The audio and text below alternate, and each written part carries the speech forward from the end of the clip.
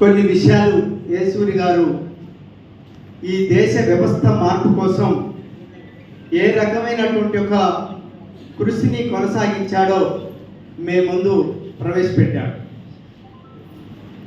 నేను చెప్పేటువంటి విషయాలు ఏంటంటే, కామ్రేడ్ యేసూరి గారు దేశం ఒక తీవ్రమైనటువంటి విపత్కర పరిస్థితిని ఎదుర్కొంటున్నటువంటి ఒక దశలో, ముఖ్యంగా మతోన్మాద ఫాసిజం వైపు దేశాన్ని తీసుకెళ్లేటువంటి ఒక సమయంలో దానికి వ్యతిరేకంగా పోరాడాల్సినటువంటి సైద్ధాంతిక పరంగా, రాజకీయంగా, నిర్మాణ పరంగా, వర్గ పోరాటాలతోటి ఈ ఫాసిజాన్ని ఉప్పు పాతరేసి తీరాల్సినటువంటి ఒక దశలో ఒక ఫాసిజానికి వ్యతిరేకంగా పోరాడేటువంటి ఒక సిద్ధాంతకర్తని మనం కోల్పోవటం అనేటువంటిది తీవ్రంగా నష్టంగా భావిస్తున్నాం.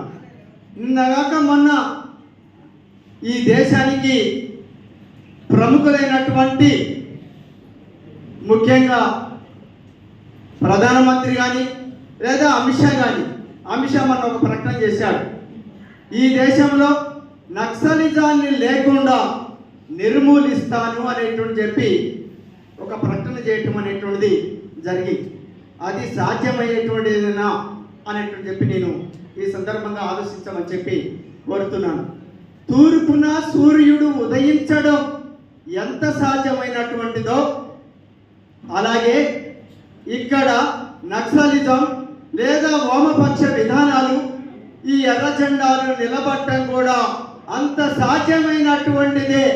నువ్వు మూర్ఖత్వం ప్రకటనలు చేయొద్దు అమిత్ షా, జాగ్రత్త అనేటని చెప్పి కామ్రేడ్ యేసూరి గారు అందించినటువంటి మతోన్మాదానికి వ్యతిరేకంగా పోరాడమని పిలుపునిచ్చినటువంటి ఒక సందర్భంగా, తన సంస్మరణ సభ సందర్భంగా ఈ మతోన్మాద బీజేపీ ప్రభుత్వాన్ని హెచ్చరించటం అనేటువంటిది జరుగుతున్నది. ఇకపోతే ఇక్కడ ఆర్థికంగా, రాజకీయంగా, సాంఘికంగా, సాంస్కృతికంగా వెనకబడ్డటువంటి ఆదివాసీ జాతి ప్రజానికాన్ని ఈరోజు మతోన్మాద ప్రభుత్వం దాడులు చేస్తున్నది, బూటకపు ఎన్కౌంటర్లు చేస్తున్నది, వైమానిక దాడులు కొనసాగిస్తున్నది. కానీ ఇవన్నీ కూడా తాత్కాలికమే.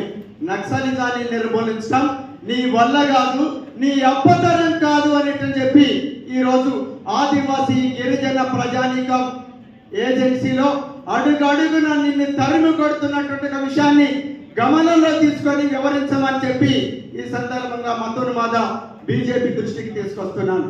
అందుకోసం ముందు చూపుతూ నుంచే 1992 నుంచే బాబ్రీ మసీదుని కూల్చివేత ఎప్పుడైతే జరిగిందో అప్పటి నుంచే మతోన్మాదం, దీని ప్రమాదం ఎట్లా వేగంగా విస్తృతంగా ముందుకు వస్తున్నదో దాన్ని గ్రహించి సీతారాం యేచూరి గారు దీనికి వ్యతిరేకంగా సైద్ధాంతికమైనటువంటి విషయాలని మన ముందు ప్రవేశపెడుతూ దేశంలో ఉండేటువంటి అన్ని వర్గాల ప్రజానీకాన్ని ఐక్యం చేస్తూ దీనికి వ్యతిరేకంగా పోరాడమని చెప్పి పిలుపునిచ్చాడు.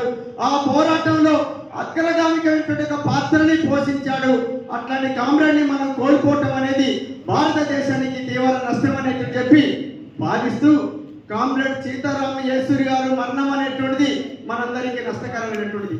అయితే కొంతమంది మరణాలు కోడి ఈక కంటే తేలికగా ఉంటాయి, కొంతమంది మరణాలు హిమాలయ పర్వతాల కంటే ఉన్నతమైనటువంటి వాటిగా ఉంటాయి.